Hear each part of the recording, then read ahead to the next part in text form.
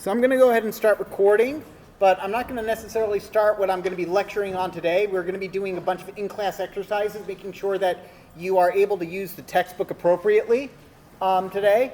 If you don't have a laptop or a tablet with you, just follow along later as best you can. And in the meantime, I would suggest pairing up with somebody who does have a laptop. You'll want to bring an internet-capable device with you to your lectures. I know that's weird. All the other ones say, I don't want laptops or it's a huge distraction machine. It is. But again, you're all adults. Well, most of you are adults, which means that, I've got to give you some amount of trust. Now, let me go ahead and introduce myself in a way that I wasn't able to on Tuesday. I am Professor Rosen. I teach 1051 primarily. I teach it both in the fall and the spring. That means that I basically teach most of the Temple students how to do intro to programming. The other intro class is 1057, which is in C. We try to get a lot of computer science majors to take that because C is a very important language in computer science. Just to start out with, there's a lot of different programming languages, and Bjorn Strustrup, the inventor of C++, basically says there's only two types of languages: languages that people complain about and languages that nobody use. So there is no necessarily best programming language. There are just languages that are extremely tolerable for the job. Yes? Labor Day on Monday, is our lab being good? Yes. So thank you for bringing that up. So, because this happens every semester, where basically the first or second Monday of the semester is a holiday. So what you'll want to see is that, but if you look at your schedules, by the way, for Temple, you'll see that the very last week, the beginning of finals week always goes like this: Monday, normal lecture; Tuesday and usually Wednesday, study days. Finals begin on Thursday in that last week. So what happens is that this holiday weekend bumps the Mondays, so that last Monday, so we have this one hanging Monday at the end of the semester. It's weird, but so what's going to happen is essentially consider for this class the week starts on Tuesday, essentially. So when I say week 2, that starts on Tuesday for us, essentially. And that means that Monday is going to be essentially the last labs of the sequence. It's fine. It works out. We repeat topics a lot because we need to do coverage on a lot of topics here. We need a lot of repetition in this class in order to make sure that you get the chance to practice on subjects. So it works out. But that does mean, no, you're not expected to have lab on Monday. And it also means that you're not missing anything, right? It just means that things are a bit weird because of calendars.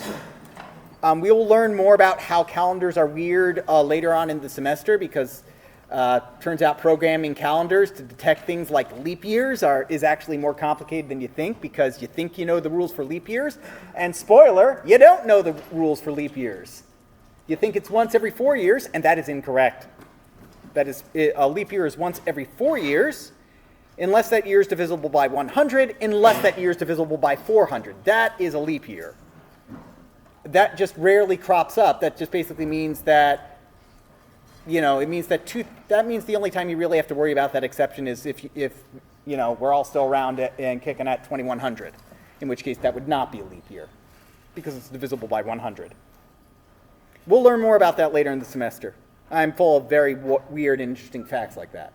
Okay, so, all right, so moving on. I teach 1051, the intro class. I also teach data structures, 2168. If you think of this class as Computer Science 1, I also teach Computer Science 3 and am the course coordinator for that one, which means we have a lot of different instructors for data structures, our third course, and I happen to make sure that we're all on the same page as to what we teach. So you'll see me a few times, hopefully. So I also happen to teach a graduate course, which is also Intro to Computer Science, but at an accelerated pace. So in other words, I do a lot of teaching people how to program their first time. I've been doing it for a while as well. So long story short, you're feeling confused, don't be afraid of looking stupid, okay? Please, don't. What you want to do is come and ask me for help, because that's literally my job to help you understand. Computer science is, I wouldn't say it's hard, but it requires work. It requires frustrating amount of work, because a lot of times the mistakes we make are the mistakes we make because we're human. Okay? The kind of mistakes where we read things the way we want to read them, as opposed to the way things are. So that makes it a bit difficult to do. The other bit of relevant information about me for you is that I'm also the advisor for multiple programs in the department. I'm the advisor for the data science program, the advisor for the math computer science, advisor for math and physics, sorry, not math and physics, computer science physics, and for the accelerated 4+1 program, where you would get a master's and a bachelor's at the same time, essentially. So if you have any questions about like courses and stuff, even if I'm not your advisor, I'm more than happy to answer your questions about like what curriculum and what what would be good to take and those kind of things. And even if you're not in this major, I'm more than happy to advise like what would be useful for you. You know, I love talking with students. It's my job. All right. So we went over the syllabus on Tuesday. Now, if you missed that lecture because either you missed the emails or you literally just registered for the class, which happens a lot during the first few weeks, not to worry, I record every lecture we do. And I've recorded every lecture since I started teaching here. You can find all the lectures here under lecture recordings. So you can find that either going to Canvas and clicking here or clicking here. Brings you to the same place. Okay?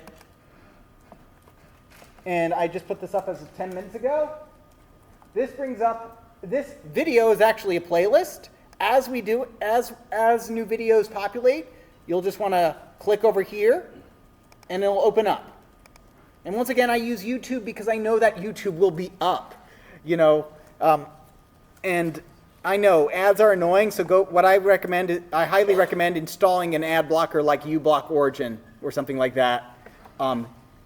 Ad blockers are great. I hate going around the internet without an ad blocker. So go ahead and get yourself an ad blocker, because I don't care about ad revenue. I don't have any ad revenue. I've disabled it on my channel. I don't want any of those, weird. I don't want to have to I don't want there to be a weird financial incentive or something like that on my part. That would be wrong. If you want to see if there's a different presentation of the material I do, you can check the previous lectures. I don't change up these things from semester to semester too much. So you can see the previous semesters and their playlists as well. You can also directly go to the channel and check out all the other things I have for all the other classes. So that is good.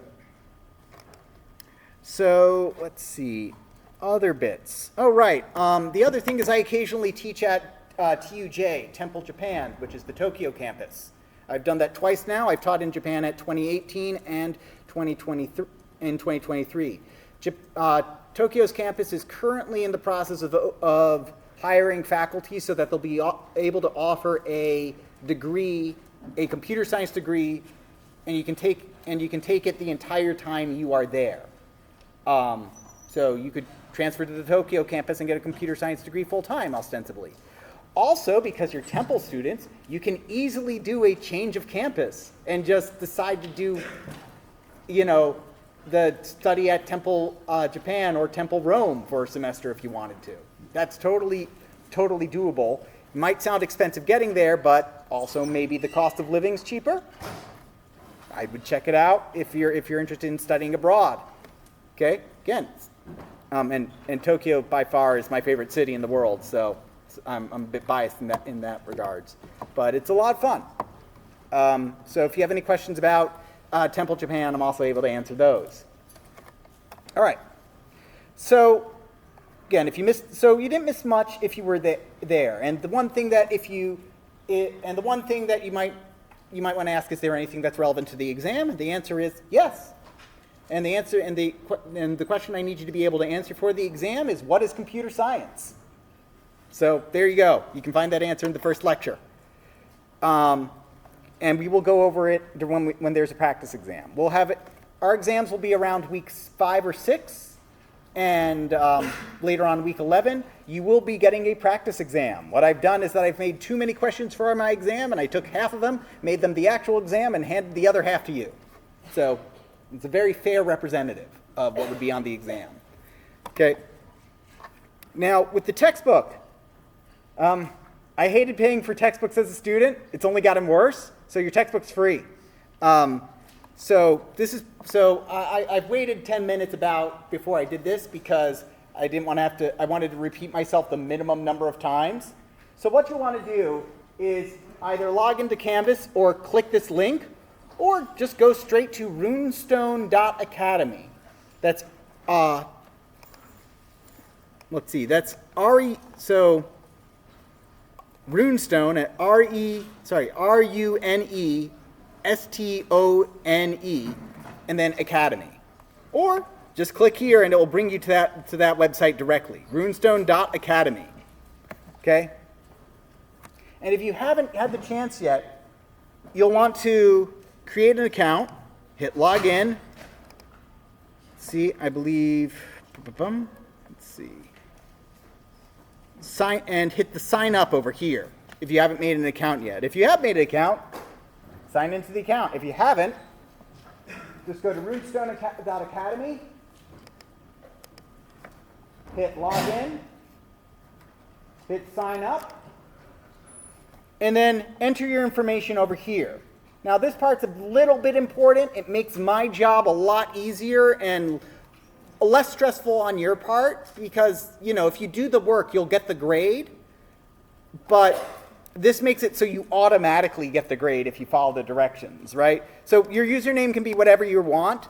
For your first name, last name, I highly recommend you use whatever's put in on Canvas. But if you want a surefire way that your grades are automatically going to get into Canvas a few times during the semester, for your email, put in your TU email, not the alias you use. My alias is andrew.rosen@temple.edu, so I would not put that in. Instead, I'd put in that weird letter combination, which for me is TUG85861 at temple.edu. And that would just ensure that when I run a program to combine the two grade books, it's able to find you on Canvas and you on Runestone and combine them. We'll actually be able to go over my script later because I wrote it in Python later in the semester. Okay? Come up with whatever password you want. The course name is Fall 2024 Rosen. If you signed up for something else, by the way, if you've already signed up for a course, right? So you've already signed up, made an account, but you didn't register for that course, no problem. All you have to do is change course. Let's see. Over here, change course. You go to the little meeple icon over here, change course, and hit the enroll in a course button over here. And then it would just simply bring you to this, and you just put in the Fall 2024 Rosen. So your TU email over here. So for you, that would be TUYXXXXX. Enter your letter and number there, and just fill out the information otherwise. Make sense? And so I'll give everybody a few minutes to do that, and then you'll have access to the textbook. It's free, completely free. As we like to say in computer science, it's both free as in beer, free as in speech. It is free as in the sense you don't have to pay for it, but it's also a open source project, meaning that anybody could take this and edit it and modify it into a new textbook, which is pretty useful. Okay. So I'll leave that up for you. Again, just go to runestone.academy and you'll want to create an account there. Fall 2024 Rosen.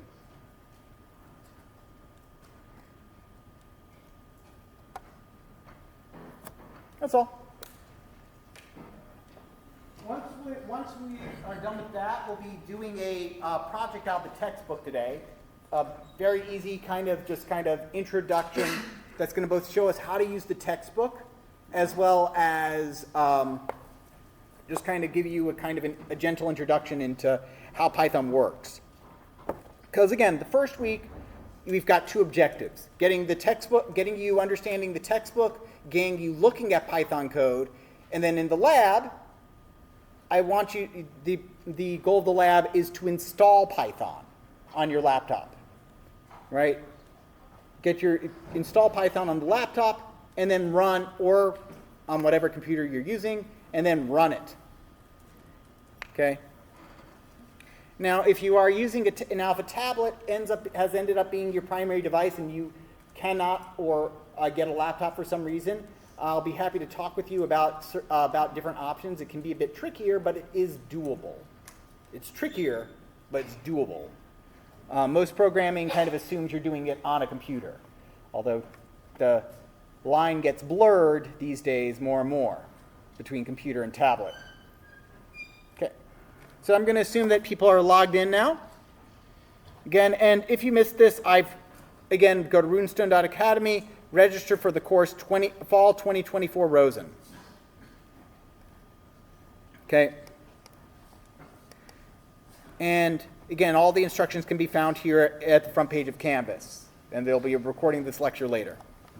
So once you're in, right, log in. Let me go ahead. I am going to just change the course back to Fall 2024 Rosen. Once you log in, you'll be taken to a page that looks a bit like this. The textbook is where I assign both the what I call the solo exercises and the textbook exercise, and the class exercises, worth 10% and 5% of your grade, respectively. You can think of the class exercises, like what we're doing today, as the participation grade, because honestly, that's how it is, how it gets graded. Whether or not you click the buttons, ran the code, or even just attempted something. That's what it looks for. The textbook exercises do check to make sure that you put in the right answers, but it will tell you whether or not you put in the right answers, and you get as many attempts as you want. So, but these all have certain due dates. Now, as I've mentioned on Tuesday, I have 3 types of due dates: soft, firm, and hard. Anything having to do with the textbook is a soft due date, meaning this is a suggested due date. As long as it gets done by the end of the semester, you're good. But if you want to keep up with the course, this is when you want to have it done. That being said, I will say this. I do import the grades I do try to import the grades, if not regularly, then definitely after I grade the first exam, and if you haven't done the exercises, you're going to suddenly have a panic attack because you're going to have a bunch of zeros in your grade book, which will get replaced by your grade when you actually do it. So if you don't want those zeros, just keep up to date. Again, as long as you do the work for the textbook, it will be good. Your lab exercises are firm, that they're standard due date with a late penalty. That's it. So due date, if you don't turn it on time, there's a 5-point late penalty per day. It's a very kind of, I think, reasonable late penalty. Okay. So let's go ahead and you can see your assignments here. To get to the actual textbook itself, you click on this over here. It used to just bring you straight there, but now it brings you to this landing page. So just click on this Foundations of Python Programming link. And here we are. So let's scroll down, all the way down to the project list. Project 1, a preview of the end goal. And what I'm going to do, I think I have to just change this. Yes, I think I forgot to change it on Canvas. What I typically try to do as we go week by week is I'll try to do this. I'll go over to the modules for every week. And what I'll do is I'll go to the overview, okay, which is where you'll know what we're doing week by week, subject to change a bit. And what I'll try to do is I'll try to, I just need to update the links, but if you go to the Module 1 overview, I have a link to what we're doing today. And all I have to do is change that from Spring 2024 Rosen to Fall 2024 Rosen. So if you've gotten lost, you can just simply go back to Canvas. So if you're ever lost as to where this link is or what exercise we're doing, just go back to Canvas, go to the module that we're currently covering, usually one module, 1 week, okay? Hit module 1, so here we would go to module 1 overview. You could click on this link over here or preview the end goal, and it will bring you to the exact same link that I already opened up, right? So I try to make it so that's as accessible, as easy for you to get to as possible. So again, if you had trouble finding it, right, from the course home, hit Foundations of Python Programming, and just scroll down all the way to the project list, a preview of Angle 1. Few things to mention just textbook-wise before we get started on this. So we will not be going over every chapter in the textbook. I have the due date set up for when you'll be going over them. We cover, I think, through 14, maybe 15. Now, at the end of every chapter is like exercises, just like a normal textbook, right? Like where they have questions and stuff. If you click on it, it will come up with all of the exercises. I don't want you to do all the exercises. That's a lot of work. Instead, what I've done is you want to go to your assignments. Again, click this meeple icon over here. Or go to, on this landing page, it has a list of these assignments. And it will just simply tell you what those assignments, it will have the subset of the problems that I want you to do. Make sense? So I don't want you to do all of them. I don't want you to get worried about doing all of them. And again, if any of these take you more than 15 minutes, stop and ask for help. Because it's not that they're some of them are supposed to be easy. Some of them, and I try to give you a heads up on them, have a weird thing in them that I've kept around for a reason because I want you to run into it right now rather than 3 years down the line. Such as, what's the difference between this and this? And how can you tell? Because that's something that will happen later. So, all right. I guess, sorry, I've been droning on for a while. I know we haven't actually done anything, but I needed to repeat things to make sure that people caught up or got to here. So what we'll do again, preview of the end goal. So we're here. So I love programming personally. It's very rewarding. I enjoy being able to make things and solve puzzles, and that's what we're able to do with this. However, there's a couple of weird things about it because this is a subject that you probably may not have had experience in high school for, even though you had plenty of experience with math and other subjects. A lot of times we use math as a predictor for this. And I feel like that's only because there's a good analog between the ability to solve word problems and the ability to address problems in computer science. Okay? But honestly, if I were to say what's the most applicable subject skill from high school and below, it'd be the music class. And I say that as somebody who did 8 years of marching band. So the reason being is that this is a skill, and skills take time to acquire. It means that you actually have to put in time, unfortunately. Cleverness and cunning can take you quite far, but eventually, if you rely solely on that, like I did, you'll eventually smash into a wall. And I spent about a year trying to figure out what the heck I was going to do with my life after I kind of tried to rely just off of being clever and not actually putting in any work. Then I learned, you actually have to try to work. It's hard. But putting in work does work. It's learning a language.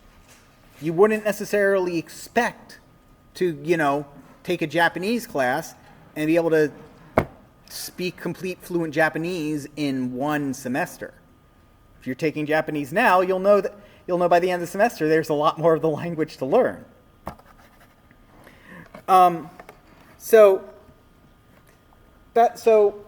we're going to start slow, and we're going to try to hit the really important concepts, okay?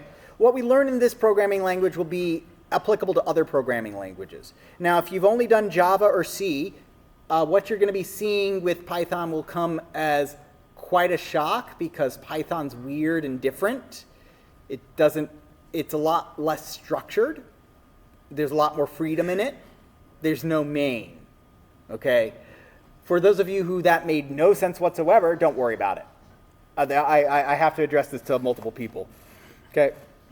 So this entire subject is about seeing what we can do with programming. So the way they describe this programming, and I mentioned that it's hard because of the really human mistakes we make. They describe it as hard because you're working with a really, well, what I've often seen this described as a jerk genie, essentially. It's going to do exactly what you tell it to do, not what you meant.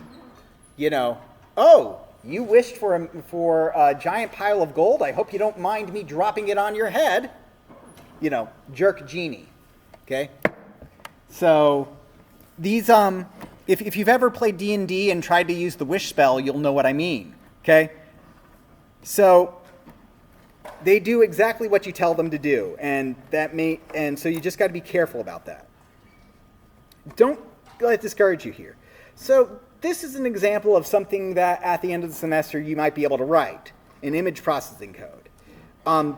This is a Python program that takes a color image and converts it into a black and white image. And I mean black and white, as in only two colors, black and white.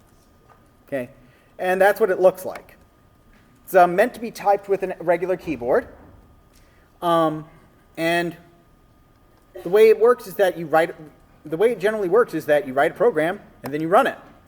And what's cool about the textbook is that it will run the code and actively do it as it's running. But the thing is that it does make sense. The object of this course, of this particular class, is to get you to start to read code. And if not exactly understand it, kind of understand that it will be understandable in the future, if that makes sense, right? So let's just take a look at this program. And again, if this is all gibberish to you, don't freak out, please. It's all about dunking you into the deep end of the pool first to show you that the water's not terribly cold, okay? So import image. So there's a lot of different programs that have already been written that are easily accessible for you in Python. We'll be working with a number of them. The primary ones we'll be working with are Turtle and Random this semester. Turtle is a graphics program, and Random does random stuff, like random numbers and that kind of stuff. Most of the way you will structure your work later on in the semester, not now, but later in the semester, is by breaking things into functions, subroutines, or methods, as they're called in various programming languages. In other words, mini programs. And that's what this def means. It's short for define function. We're kind of really keen on making abbreviations in computer science. And we define this function, and in Python it's very simple. We would say something like process 11, that's its name. And then as we'll learn, we can say we want it to take in something, img for image. In other languages, you might see something along the lines, in Java, you might see public, static, and then would need the return type, which might be an image, might be a new image, right? Process 11, and then image img in something like Java.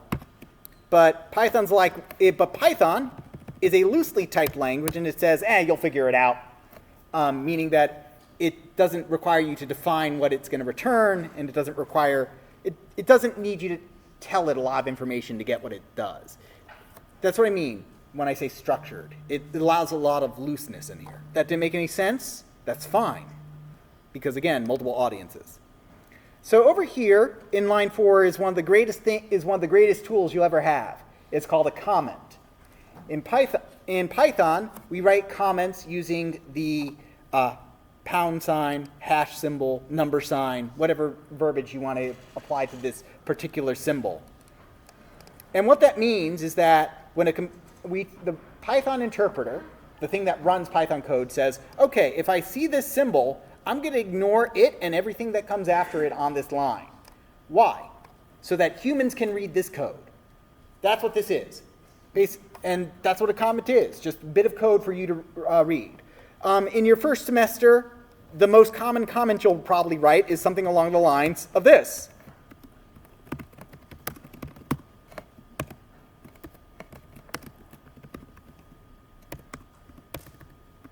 Come on, you can spell. Assignment 1, something like that, where basically you just kind of write your name. Okay? But also we can use it to denote what we're going to do. Get the height and width of the image. Image.getWidth, image.getHeight. Okay, width and height, right? Images are rectangles, that's right. So it makes sense that they have a width and a height. Okay? And then we have this thing here, which will be the subject of the first few weeks of our weeks 3 and 5, the for loops. Basically, we need a way to automatically go through every possible combination of pixels. Jumped ahead again. What the heck is a pixel? Pixel is short for picture element. Okay? And now, what a pixel is that, if you get uncomfortably close to your monitor, and it's getting harder every year to do this because the MacBooks, they make their darn screens just so pristine these days, so high resolution. But that screen in front of you is made up of tiny little squares. Okay? You have to go in to see it, but they're tiny, tiny, tiny little squares. Okay? Right? Let's go ahead and look at Wikipedia. Wikipedia pixel. Love Wikipedia for this kind of stuff. Pixel, right? Picture element. Okay? If we zoom in, if you were able to zoom in onto something on a laptop, you'll see that any picture you make on a laptop is like this. Little squares. And we see actually each of those little squares is made up of 3 little rectangles. So each of those little squares has 3 lights in it. A red, a green, and a blue. And that is how it does everything. That is how it's called. You see, our eyes are pretty good at being tricked into, seeing stuff once we kind of zoom out of it. And it just kind of merges into one nice big picture. Okay? So that's what so a pixel is like an individual, so the same thing applies for images. If we want to have an image, it's measured in pixels, it's defined in pixels, and each pixel, each square, has a certain color value. Okay?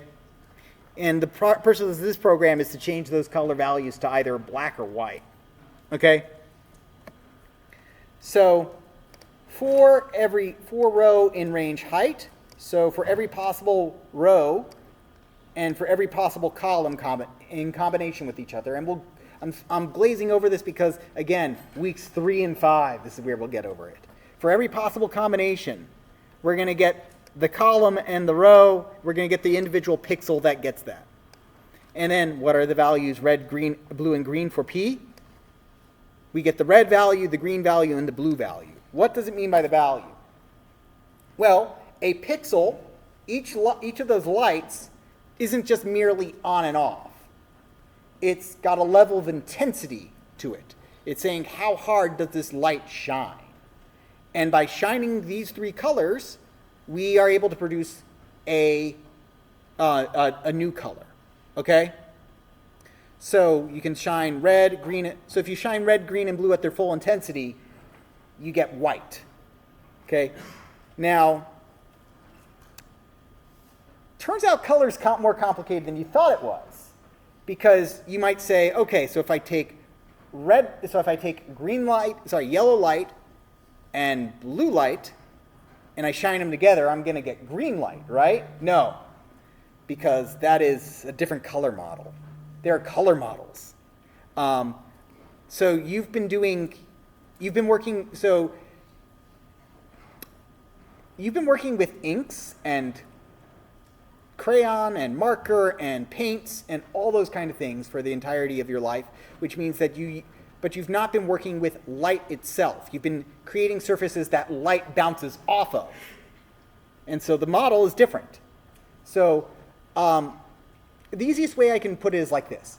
When you take a bunch, so if you ever were a kid, I'm sure you've done this. You've taken like a pile of crayons and you just made as much of a mess as possible, right?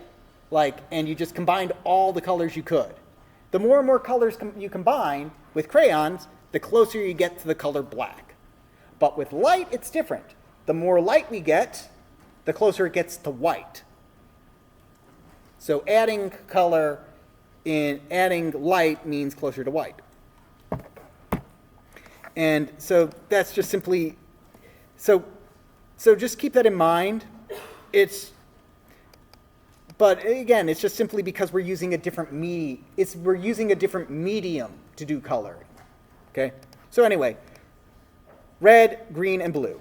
So these numbers, these lights, red, green, and blue lights, they each shine at a different intensity. That intensity is measured from 0 to 255. 255 seems like a random number, but it has to do with the fact that we're working in binary in computers. Get into that later. And 255 is simply 8 bits, a full byte. We'll get into that later, but that's all you have to remember. And all this does, now this next bit, what this does here is says, okay, I'm going to take these 3 colors, I'm going to add them together and divide by 3. That's an average. It's going to take these 3 colors and average them together, right? If you add X things together and divide by X, that gives you an average. We're going to take these 3 things together, get their average, and ask, is that bigger or smaller than which side of half of 255 does it land on? Does it land on the brighter side or the darker side? And if it lands on the brighter side, it's going to say turn them all fully on. And if it lands on the darker side, turn them all fully off. Then create a new pixel from those values and replace it. So that's what happens here. So now we can go through and see how it's working. And what it does is that it goes pixel by pixel. It actually goes, it's hard, let's see if I can zoom in and you can kind of just see as it goes left to right, that it looks at each individual pixel and says, okay, is this a light pixel? If it's a lighter color, I'm going to change it to white. If it's a darker color, I'm going to change it to black. And that's how it converts it to black or white. And just slowly because we're working in a web browser. Yes? Is there a higher resolution picture would take longer? Yeah, because you have a longer stuff to do. It would also probably take a lot quicker if we simply just didn't animate every single pixel changing and instead did it all at once and replaced it at the end. So, but over here, but again, it makes a good example to kind of show this happen. Okay. So, it's, now again, this is what you're expected to do at the end of the semester, or not necessarily expected to do at the end of the semester, but it is along the lines of something you could do at the end of the semester, right? So, the fact that you might not get this right now, that's fine. So now to get full credit for today, so to get credit for today's exercises, by the way, what you'll need to do is interact with all the boxes. So you'll want to be on this page and hit save and run, right? If for some reason you can't get it working, if you do it later, great, you'll get credit for it when I run the grader. Don't worry, again, I check this for completion, it's participation grade essentially. Next, we'll want to go here and hit show code and just run code, even though it's not going to do anything right now. I think we'll want to do that. And what this is that we will have, this is basically, this is a bunch of code that we'll be looking at later, or rather not be looking at, but if you want to look at it later, you can. And it's got, remember, you're dealing with process 11, and processes 1 through 10 are over here. Okay? And I've got 2 pictures for you. Yawningsquirrel.jpg, which is my personal preference, and the Luther College Bell, which belongs to the college that the author of the textbook came up with. It's for the college of the textbook's author. Yeah, word's hard sometimes. So what our task today is not to write code, but to kind of experiment and see what each of those processes do, and kind of get you into the idea of how to run this code. Okay, how to run code. So what you're going to, a lot of times, writing code that is as simple as saying, I don't need to learn this entire system, I just need to modify what's there slightly. So here's some text that you're going to be modifying quite a bit to use. Whoops. So this one says, let's see, original picture, so image.image yawning squirrel.jpg is equal to original. Now, one thing that we'll be going over in detail next lecture is that equal sign has a very specific meaning in computer science. It's easier to think of it as an arrow. We're taking what's here and putting it in here, but that's a discussion for another day. Okay? Original is equal to image.image yawning squirrel.jpg. What we'll do is we'll take the original picture, and what we're going to do is we're going to throw it into one of the processes, get a new picture, and then we're going to, these two lines just simply draw that picture. So here, we'll go ahead and run this, and it throws process 10 on this image. Okay? It will take a bit, it will hang, and then we will get our image. And we have successfully demonized our squirrel, essentially. Right? It doesn't look so cute now, does it? So, that was process 10. If I wanted to run process 2 instead, guess what I'm going to do? Yep, delete the 10, put in the 2. Okay? And then it will run process 2. And then if I want to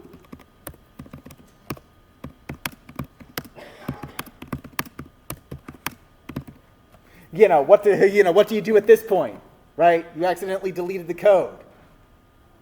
Well, this is why I love the textbook. It's got a timeline of every time you hit save and run. So you just simply drag it back to whatever you want. So don't worry if you accidentally delete the code, right? Or if you mess it up beyond, you can go back to the original in the textbook. It's very useful like that. So don't be worried. There's no way you can really mess this up too badly. So we have these 10 functions over here. And what we're going to do today, for the remainder of our time, essentially is we've got these 10 functions, these 10 processes, and we've got a bunch of drag and drops. I'm sure you're very familiar with this concept. We're going to be matching. Okay, what we do is we say, okay, we're going to take what's on the left and drag it and match it with the appropriate thing. And the way it works is that this isn't necessarily the answer, but we can just simply drag these over here, right? And when you're done, you just simply hit check me, and it says, of course, you tried to guess a lot of stuff, so of course it's wrong, except that one you randomly got correct. So you hit reset, and you try to do it. So we try to figure out which process goes to which one. Okay? So, now one caveat, okay? Notice over here that for process 5, all these say process, and then in parentheses as IMG. All of them except for process 5 and process 6. Process 5 says IMG number, and here process 6 says IMG, comma, number 1, comma, number 2. In those cases, with process 5, okay, for all these, we want to put in original as the first argument, as we call it. But for process 5, if you try to do this, you run it and it will give you an error. It says error, one required argument. And what's going on here is that essentially all of these say, in the parentheses tell you how many things you need to get this to run. This simply says, it only listed out one thing, so you're good. Process 5 lists out 2 things. It needs an image and a number. Process 6 needs an image, a number, and another number. Okay? So to do that, kind of just follow along. You give it a picture and a number, and it's going to do it. Okay? And you'll want to play around with the numbers to see what it is. But I would keep the numbers fairly small. Wouldn't go above 5 is what I'm saying. Okay? So go ahead and feel free to work with, get to this. Feel free to work with the people next to you. If you are having issues, I am going to do my best to get to you. All right, just otherwise take maybe 10 minutes to get with this. If you finish this part, move on to the next part where you start combining these to see if you can combine the effects. Okay, so I'm going to pause right here. Now the way this typically works is that either a bunch of people have finished it. I know there's a lot of you who haven't. If you haven't, don't worry, because the way a lot of these in-class exercises work is that they're supposed to be non-stressful. You're trying to basically, it's a no-consequence kind of, can we do this? A no-consequence kind of exam, where the penalty for failure is just having to wait for me, essentially.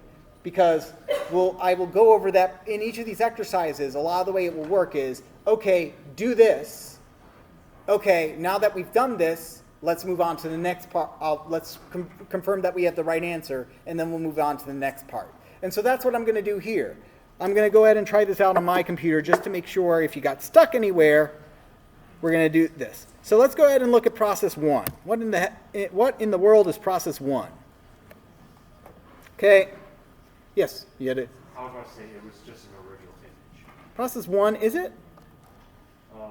Adds vision and effect, dark corners. Yeah, it kind of added dark corners there. I'm not like 100% but I know that because I've done this a couple of years in a row now, but like if I'm not sure about it, sometimes I do tests just like you guys, where I'm like, oh, hold on to that one. See if I can't figure out, I'm not going to commit to an answer before I'm sure about it. So let's do process 2, which this seems like that Claridon effect, and we know from my random drag and dropping earlier that this was the Claridon effect, where the darkers got darker and the lighters got lighter. Okay? And again, if you weren't sure about it, again, hang on until you get to something that there is. Yes? So it's dark corners or dark image? There's two. No, I went to, for the Claridon, which was process 2, and that's the only one I've dragged in, it's dark, darkens the darks and lightens the light.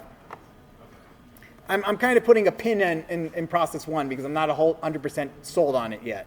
Right. Process 2, okay, process 3.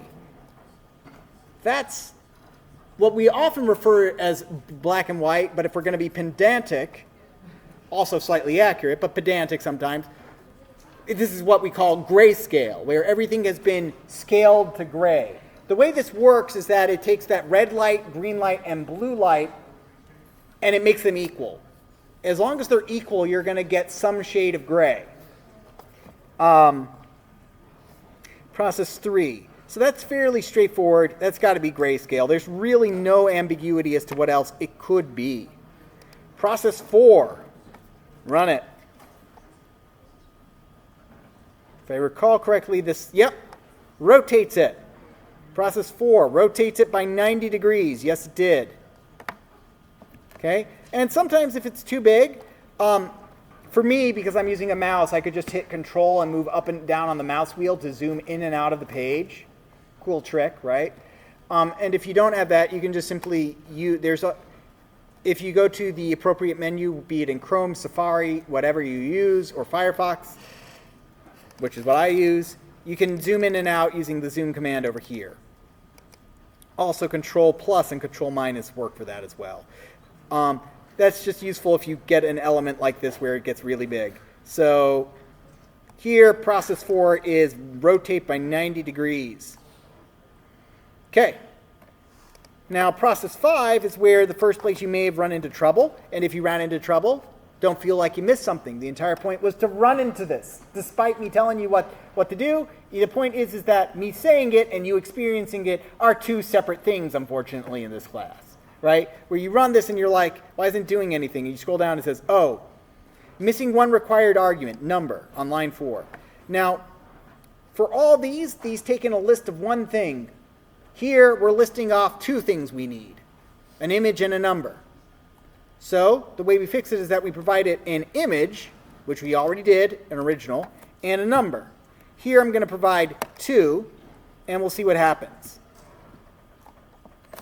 Okay, let me just drink some water. It takes a bit.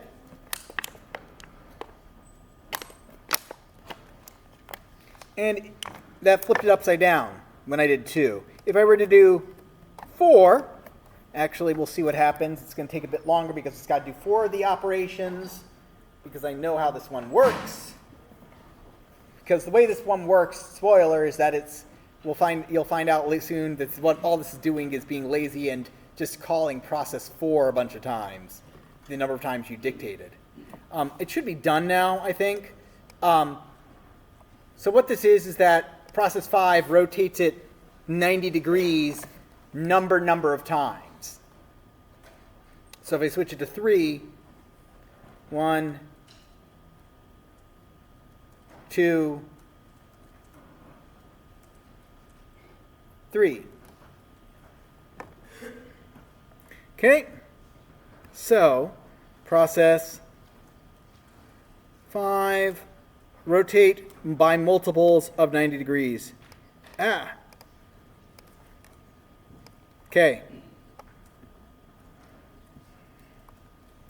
So, now, if I do this one, 3, now this number process 6, requires 2 arguments. So I give it a 3 and a 1. You can give it whatever you want.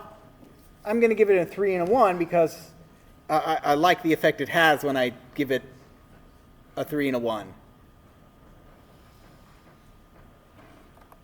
It gets a bit chunky there, right? A bit of a fatter squirrel at that point.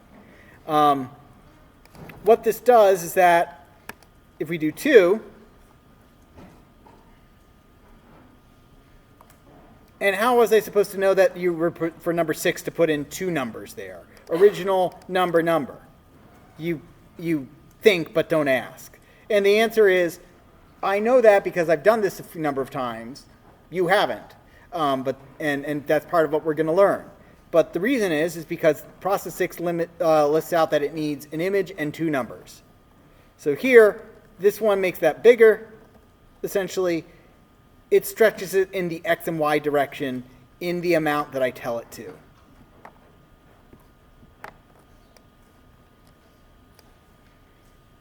Okay. Now let's go ahead and do process 7.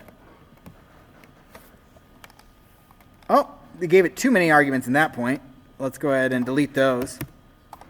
Run process 7 and see what it does.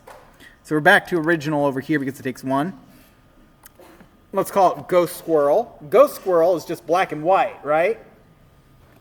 Let's see which one that says that this only converts to only black and white. Aha, no, red, green, and blue. So nope, no there. Instead, that would be converts image to high contrast, black and white only. So that was 7. 7 is black and white only. 8 is what? What is 8?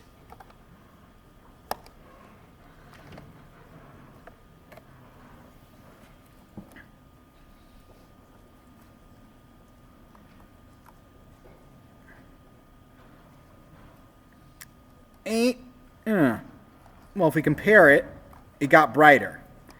So let's go ahead and compare it to 9, because I bet you those are next to each other. 8 versus 9 versus 1.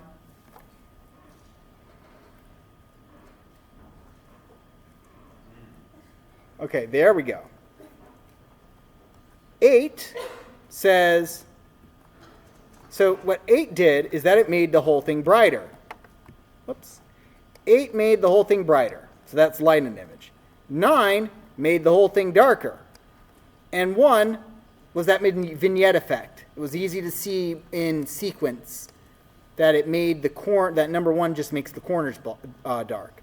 And now we'll go back to our demon squirrel, process 10, but we've got only one thing left, which is converts to only black, white, red, green, blue, and green. And I bet you what that's doing is just simply taking possibly the strongest color and coloring it that way.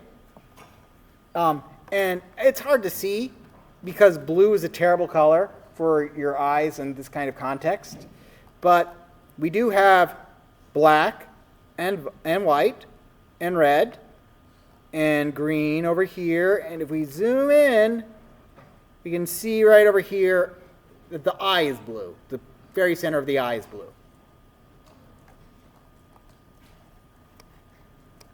And then we hit check me.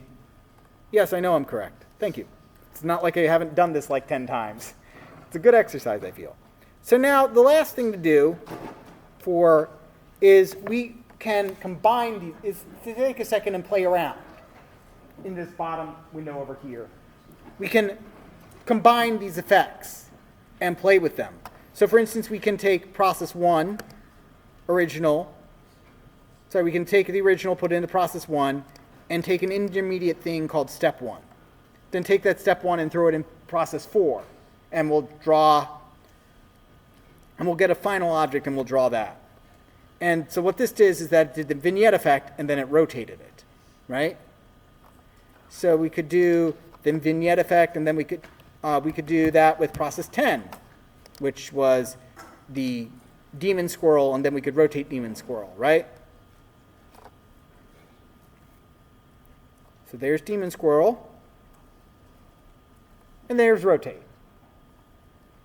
So go ahead and, play around with that for a bit. You can even add another step in here. We could go step, you can kind of like go, okay, I see how this works. Step 2, if I wanted another one, I could do step 2 is equal to process, let's see, I think 3 was grayscale. And then instead of original, that would be step 2 would take in step 1, and then final would take in step 2. And we could run that and see what happens. And it probably ends up being just a lot of not excitingness, I guess. There we go. Took that effect, turned it grayscale, and then rotated it. Okay. So we can combine those together. So take a moment to do that, and when you're done with it, answer these post-project questions, which are going to be at the end of every project. Where were you in your zone? How long did it take you? Does it feel like it's interesting? And does it feel like it's something that's you can do now, eventually, or never? Right? So just kind of a survey. There's no wrong answer to those surveys. Obviously you'll fail the class if you say it's not worth learning. No, I'm kidding. I'm joking. No, these are useful metrics. Please be honest. But once you're done, it will tell you how many of these activities you completed, and then you'll be done as long as, So, and that's it. So, it is 3:10. Today, I'll be more than happy to let you out a little early. If you have questions, please feel free to come and speak to me.